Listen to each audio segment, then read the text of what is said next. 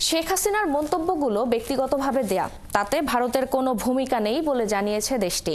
হাসিনার বক্তব্যের সাথে ভারত সরকারের অবস্থানকে এক করে ফেললে তা দ্বিপক্ষীয় সম্পর্কে কোনো ইতিবাচক মাত্রা যোগ করবে না বলেও জানিয়েছে দিল্লি। শুক্রবার বিকেলে নয়াদিল্লিতে বাংলাদেশের ভারপ্রাপ্ত হাইকমিশনার মোহাম্মদ নুরুল ইসলামকে তলব করে এ কথা বলেছে ভারতের পররাষ্ট্র মন্ত্রণালয়।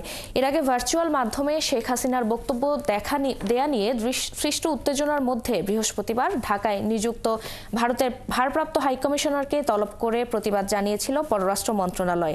এরপর শুক্রবার নয়াদিল্লিতে বাংলাদেশের ভারপ্রাপ্ত হাইকমিশনারকে তলব করা হয়।